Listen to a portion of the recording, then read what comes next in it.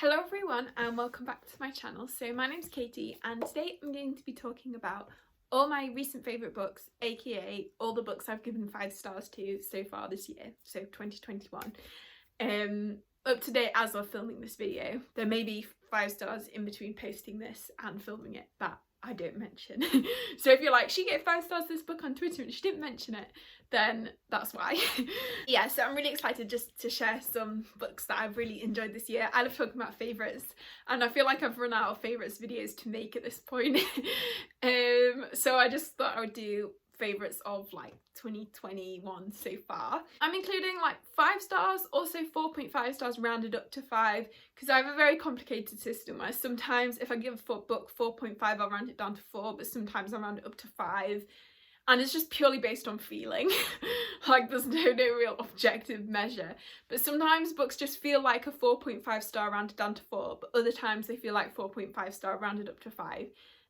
Which is hard to explain, but that's my thought process. So the first book, and actually the first book I read in 2021, is A Desolation of Peace by Arkady Martin. And this is the sequel to A Memory Called Empire. So if you haven't read A Memory Called Empire, then I'd highly recommend you do.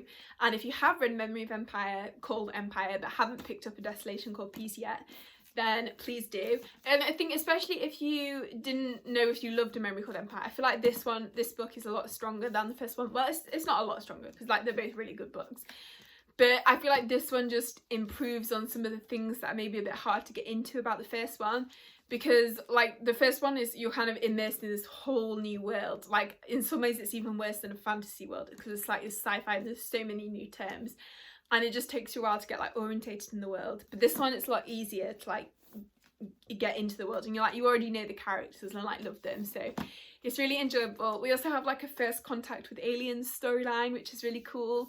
There's space kittens which yeah, Mahi and 3 Seagrass, who are 2 characters that we meet in book 1, and at the end they sort of have like a maybe relationship, but we explore their relationship a lot more in this book, and that's really well done as well. It's sapphic, and also there's like a good sort of discussion on almost like power balance in relationships. And also Mahi is like from a different kind of empire. So in the book we have this Texclani empire, which is like the kind of overriding force of the galaxy, and Mahit's from Liesel Station, who are kind of a bit independent, but Texclani is like trying to take over, and this Texclani culture is quite pervasive. So Mahit, especially in the first one, she's kind of trying to stay true to her like original like origins, but also she's quite enamoured by Texclani culture. And I think it's interesting because she, like in this book, she's kind of struggling with, she thinks, does 3 Seagrass almost see her as kind of a novelty? So I think that's quite interesting, explored. And also, yeah, I just really enjoy this. It's like, and we get more PAVs rather than just Mahit, so I like seeing them. Yeah, I really enjoyed it, so I would highly recommend. Oh, and the next book I gave 5 stars to was A Master of Gin by P. Jelly Clark, and I feel like I've talked about this book quite a lot on my channel at this point, but I really enjoyed it and I feel like everyone should read it. And so you can read the novella out at the moment called Dead Gin in Cairo, which follows the same main character called Fatma, and she works for this like Ministry of Special Investigations, or like it's like special creatures. And basically in A Master of Gin, she is investigating this like mass murder of this brotherhood, this like cult thing, and this brotherhood like worship this old historical figure called Al Jazid, and basically they've all been murdered by this person who's claiming to be like the recoming of Al Jazid. So Fama's investigating both this murder and this imposter, and the kind of tensions are running quite high in the city, with the kind of imposters like riling up, especially the sort of like lower working classes. So it's quite interesting there, and it's set in kind of the alternative history Cairo in like about the 1910s, and like magic is sort of rampant in the world. It's just kind of accepted. So yeah, it's very interesting. It's very like classic like murder mystery style, like not even murder mystery, just like mystery style, and like it's just just so great, and the characters are all really great. We have like a main central trio of like 3 women, which is really cool to see.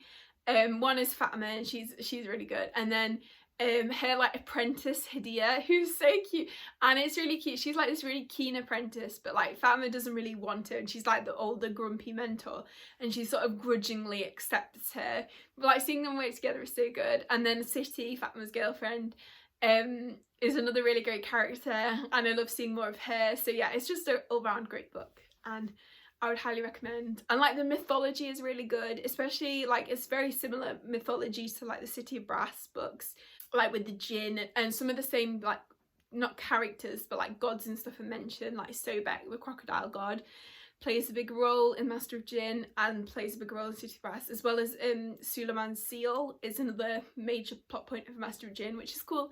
So it's cool to kind of recognise those from that book, even though I'm sure they are like actually part of real mythology, but I feel like I first sort of really came across those like myths in City of Brass, so I think that's why I like mention it there. But yeah, no, so that's really enjoyable. Okay, then after that, the next book I gave 5 stars to was They're Calculating Stars by Mary Robinette Kowal. And this one is it's set in the 1950s, and a massive asteroid hits Earth and is kind of an extinction level event. So they are trying to get people into space so they can get like humanity off a dying planet, basically. So the main character, Elma, she was a pilot in World War II, and now she's trying to like let NASA and let women become astronauts. So she herself is fighting to become an astronaut, but she's also fighting to help these other women as well become astronauts. So that's kind of what it's about. So I really enjoyed that. I really enjoyed the whole storyline with like the massive like extinction level event and like the asteroid hitting Earth, and like what the kind of consequences for that were going to be, and also how like a lot of politicians didn't really believe, because I think the danger was it heating up, but first it got really cold, so it was like, how on earth can it do this? And they just didn't have a lot of foresight, which I think reflects our world also as it is now. And also the kind of feminism and also intersectional feminism it talked about a bit as well, and hopefully along kind of getting women of colour into this astronaut programme as well, and hopefully in later books that sort of explored a bit more as well. And also Elma, the main character, and her husband Nathaniel, their relationship is so cute. Oh, it reminded me a bit of Dana and Kevin from Kindred by Octavia Butler. But I just love it. I love like supportive like husbands who like have these kick-ass wives and they just like worship them. I just really like that dynamic. And there's some sex scenes and they always use like space puns, so it's like, I am gay for launch, and it's so funny, or like ready for liftoff, and oh, it's a bit cringy but also it's really cute. So yeah, no, I really enjoyed that one. And also the main character Elma, she has quite bad anxiety, so it was interesting to see that as well, sort of tie in like the mental health representation. So that was good. Okay, then I also gave 5 stars to Fire. I didn't know whether to include this one because it was a reread, but I'm including it anyway, and this is the second book in the Graceling Realm series. So I wanted to reread this one because it's like my favourite in the original 3, and I'd read Winterkeep in December and really loved Winterkeep, so it just made me want to reread Fire. And I really love Fire. Like, Fire is such an amazing main character, so the name of the main character is also Fire. And she's just kind of, she's not, I feel like, especially in the era in which it was written, a lot of YA protagonists were like these kick-ass sword wielding type things, but Fire is such a kind of kind and caring and like very communicative, I don't know if that's a good term, and very sort of has a lot of inner strength and uses her sort of powers like as a woman to sort of find her way in the world. And she does have a bit of a hidden dark side, I guess. She reminds me quite a bit of Shalon, actually, from the Stormlight Archive.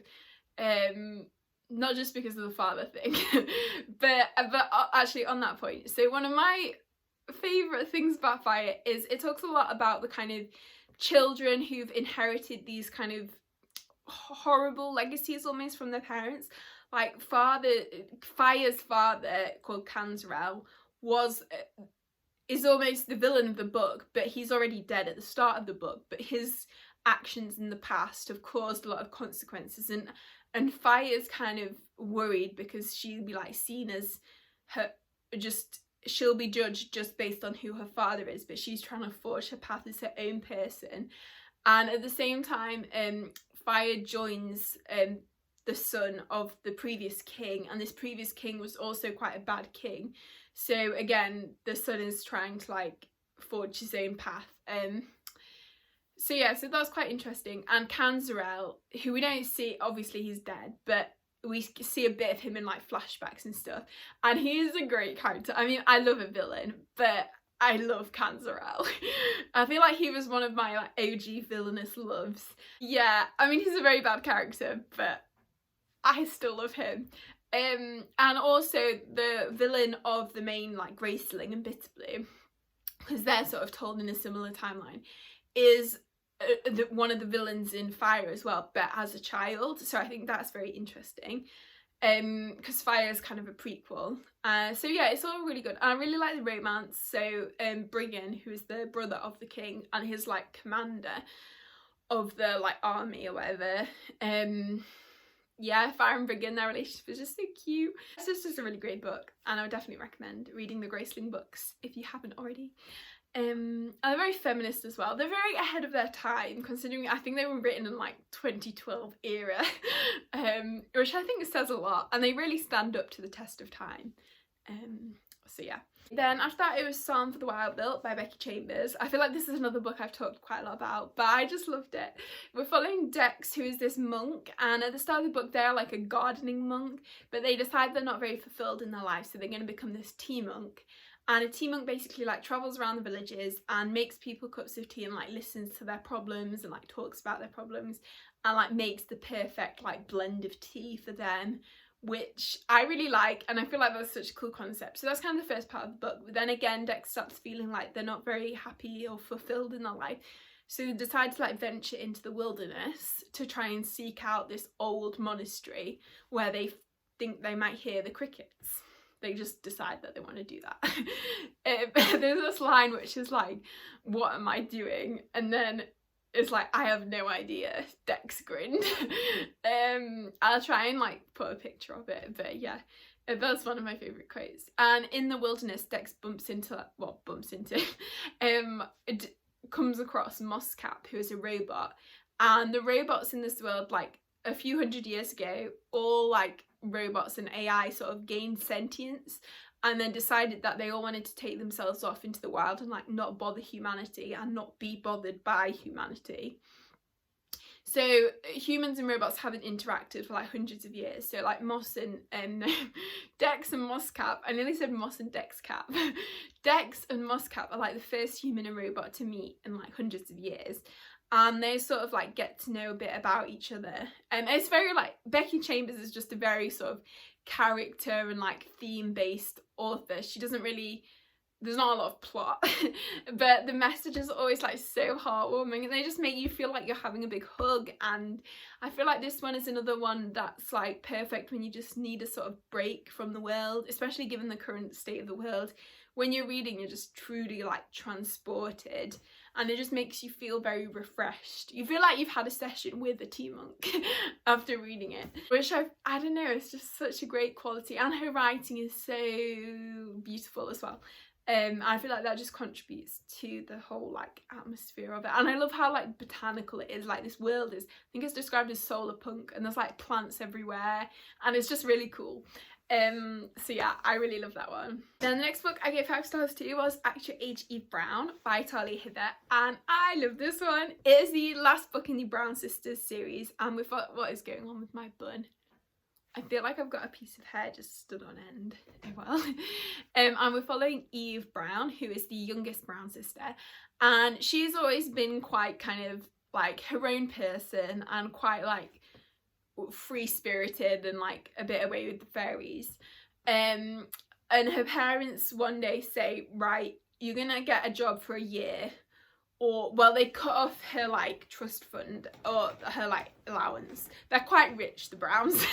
And say like, if you can't have a job for a year, like a stable job, then you're not getting your money anymore.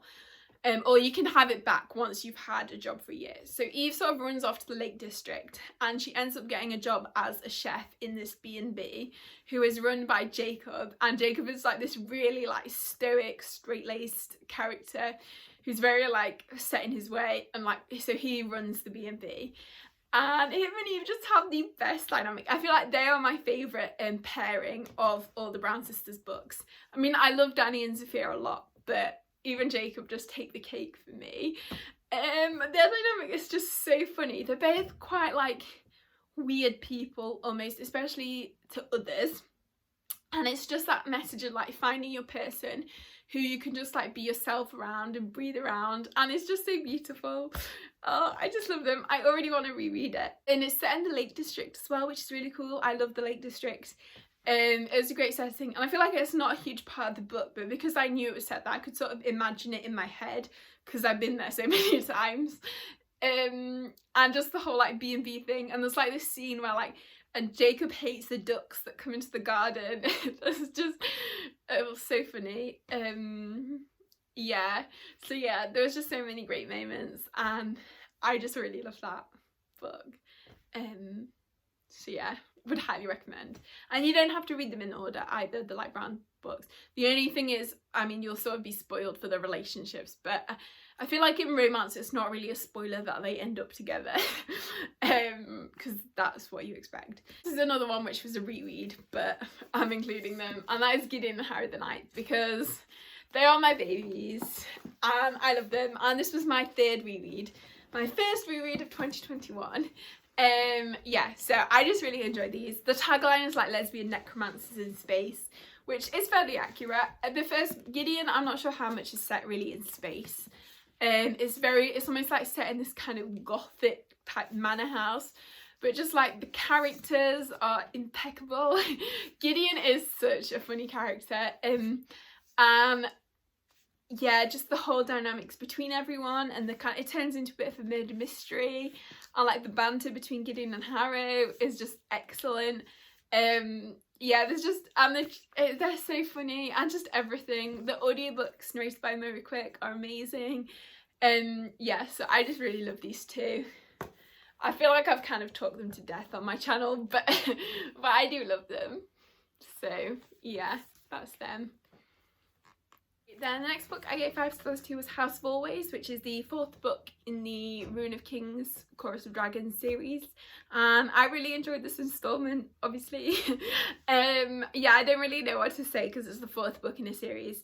But if you like chaotic fantasy, then I feel like this is a really good series. And the 4th book is it's a bit more sort of slower and reflective, and a lot more character focused, because we sort of have these like 12 characters trapped in like a magical lighthouse, and they're sort of battling it out like on a kind of metaphysical plane with a demon. So it's very like meta, but yeah, it's really enjoyable. I love all the character dynamics. There's a main like polyamorous relationship, which is really cool. And another sort of semi-polyamorous relationship, which sort of comes into play in the 4th book a lot more, which is really good. There's also a relationship between 2 ace characters, which is really cool to see, because it's like showing that you can be in sort of a like romantic relationship without having it be like sexual. So that's also cool. Yeah, but I love the series. The characters are great. The whole like the just chaos of the world is really good. So I just really like that series. And then we also, next book I gave 5 stars was Chain of Iron, which I'm trash for Shadowhunters. And to be honest, the Last Hours series is probably like my favourite series of hers. I just love the characters all so much, and just the whole like setting, and like with the balls, and it's very like, it's kind of, I feel like Victorian is a bit more almost like tragic in a way, but like the Edwardian is so like extravagant. I don't know what I'm talking about. It's like very extravagant, and like all these kind of gowns, and it's just very, I love the historical setting, and like the angst is unmatched. I love the characters, I love the relationships, Jessie and Lucy especially, and in this book, oh, I love them. Yeah, I really like the mystery. I mean, it's fairly like cookie cutter mystery, but it was still enjoyable to read. So yeah, I just have a good time with the series. It makes me feel like nostalgic while I'm reading, but also quite like emotional, and I don't know. So I just really enjoy the series, so I had to give it 5 stars. Okay, the next one we have a middle grade, so Amari and the Night Brothers. So I really enjoyed this one. Gave it 5 stars, obviously. This one, it just feels like it takes a lot of elements of other middle grades and sort of mishmashes them together into like a perfect book. And just kind of reminds you of everything you love about the genre, and it's just really fun. Like, Amari's a great character, and seeing her like growing friendships and also her relationship with her brother is really cool. So her brother's like gone missing and everyone thinks he's dead, but Amari is convinced he's still alive. And one day she sort of gets this like dream sent from him, and she joins this bureau, and there she discovers it's like a magical bureau. It's almost like a summer camp thing. And she discovers she is a magician, and magicians are actually like illegal. So she kind of, there's a bit of conflict around that. It's sort of quite reminiscent of Nevermore, with Morrigan discovering she's Wondersmith, if you read that. And so yeah, so that's kind of what that's about. And then also she's trying to join this like special investigations part of the bureau, and they have to like undergo trials to become a member. So there's also like the trials going on in this book, and also the mystery of like what's happened to her brother. So yeah, so it's just really fun, and yeah, if you like middle grade, you're bound to love it, I feel like. Or if you know someone that likes middle grade, or have a younger sibling or relative or friend, then yeah, I would highly recommend. And the last 2, so one is Fool Zarin by Robin Hobb, which is the first book in the Tawny Man trilogy, and this is the like second Fitz series in the realm of the Elderlings, and I love this one so much. I just, the whole setting, and like the first half is quite like reflective, and it's just Fitz kind of looking back on his life so far, and like living in his little cottage with his chickens. And I love Fitz and the Fool, and their like relationship is just one of the best like relationships in fiction, I feel like. I just love it so much. And the Fool showing up, and oh yeah, so I love them. And Night Eyes as well, Fitz's like wolf, who's bonded to, because there's this magic called the Wit where you can like bond to animals, is a really great character. And I love the plot. The plot in the kind of later half, because like the prince has basically gone missing, and so Fitz and the Fool go to hunt him down, and he's sort of been taken by these witted, who people with the wit, but the witted are quite persecuted. But these people are trying to like take back their own fate, but they're sort of doing it in a bad way, so they almost like become the villains, and they sort of have quite a extremist attitude, I guess. So that's very interesting. I just really enjoyed it. And the ending, oh well, not exactly the ending, but towards the end, something happens which just like ripped out my soul. So yeah, if you want like a very visceral emotional reaction, then read Fool Zarin. But yeah, so no, I really enjoyed that one. And the last book that I've given 5 stars so far this year is A Pale Light in the Black, which is a sci-fi. And this one has like major Becky Chambers vibes. It's like cookie cutter, similar to The Long Way to a Small Angry Planet. But because like it's in one person like joining a new crew, and the crew is like a found family, and so that kind of storyline. And it's very like, it's a lot character focused and like very wholesome sci-fi, which I love. I would like eat anything up that's vaguely like that. But also I feel like if you like The Long Way to Small Angry Planet but you felt it was lacking a little bit of plot, I feel like this one has more plot. And also it's kind of this like tournament style thing, so it's like the various like organizations in the world like enter these tournaments, like the games. It's basically like the Olympics kind of.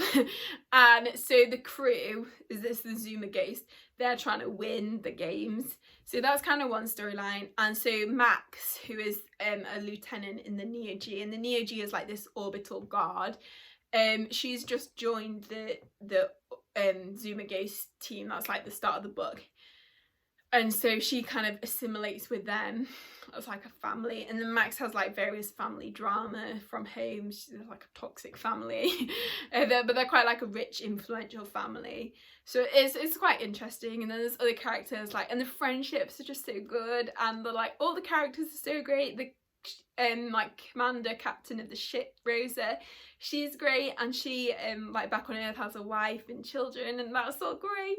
And there's scenes, there's a scene where so like her and her wife Angela have one of their daughters, Gloria, and Gloria's like worried that Rosa's not going to love her anymore because she doesn't want to go to church. So they're talking to her and she's like, what's the #1 rule? And then Gloria's like, don't put cookies in the pillowcase. Which is so funny. And I think, and then they're like, no, the like most important rule, and it's like live your truth. But I just love that like moment, and I feel like that just sums up like the precious character moments in the book. Like there were so many times while reading while I just had this grin on my face, and I just really enjoyed it. So I would highly recommend that one. And yeah, there's also kind of a storyline with like this drug, and there's kind of a corrupted version of the drug being like assimilated, and the characters on the Zuma Ghost are being like targeted by these like crime things. So that's also quite dramatic and going on, but I just love the characters. So yeah, I would highly recommend that one, especially if you like wholesome sci-fi. So yeah, that is everything for this video. So let me know in the comments what your favourite or 5-star, and if you've had any 5-star books reads this year. I don't know what I'm saying. I would really love to know, and if you enjoyed the video, please give it a like and consider subscribing if you haven't already. And I hope you're all having a really great day, and I'll see you next time.